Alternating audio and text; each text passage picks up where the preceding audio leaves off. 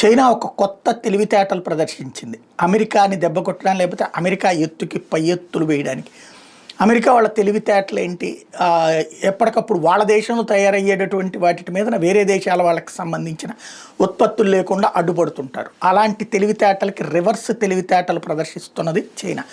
ఎట్లా అంటే ఇబ్రహీం ట్రారో ఎవరైతే ఆఫ్రికన్ దేశంలో ఒకటైనటువంటి ప్రాంతానికి హెడ్ అయినటువంటి ఏరియాలో ఆఫ్రికాలో ఏదైనా అక్కడ మొత్తం ఏరియాలన్నింటిలో కూడా ఏదైనా సంస్థలు పెట్టాలంటే ఒప్పందాలు కుదుర్చుకుంటున్నటువంటి దశలో ఒక ఫార్మాస్యూటికల్ కంపెనీ గ్లోబల్ సౌత్ ప్రాంతం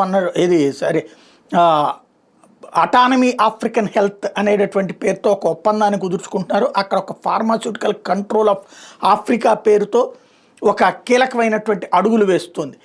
ప్రత్యేకించి ఆఫ్రికా ఖండంలో వీళ్ళు ఆ ప్రాంతానికి సంబంధించి ఏదైతే ఇబ్రహీం ట్రారోరే దగ్గర ఉన్నటువంటి ప్రదేశంలో ఆ దేశంలో ఆఫ్రికాలో ఉన్నటువంటి చిన్న చిన్న దేశాల్లో ఒక దేశాన్ని పట్టుకుంది.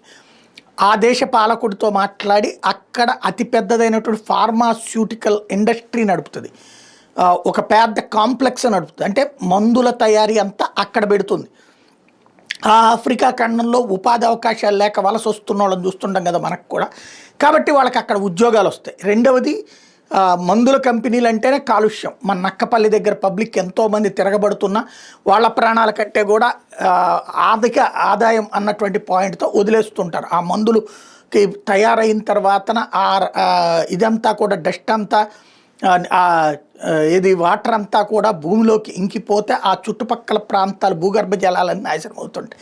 కాబట్టి ఆఫ్రికా ఖండంలో అక్కడ ఏ పనులు లేనప్పుడు ఏదైనా పర్లేదు అనేది. అందుకనే యూరప్ దేశాలు ఇట్లాంటి మందుల కంపెనీలు తక్కువ పెట్టుకుంటాయి, మన వెనుకబడిన అభివృద్ధి చెందుతూ ఉన్నటువంటి దేశాలను పెట్టుకుంటుంటాయి. కాబట్టి చైనా అక్కడ పెడుతుంది. వాళ్ళు పబ్లిక్ పూర్తిగా స్వాగతిస్తారు, ఆహ్వానిస్తారు, వాళ్ళకి ఉద్యోగాలు వస్తాయి, అట్లాగే ఆ ప్రాంతంలో వ్యాపారాలు వస్తాయి.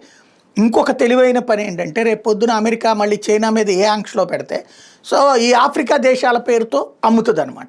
ఇది కొత్త ఎత్తుగడ.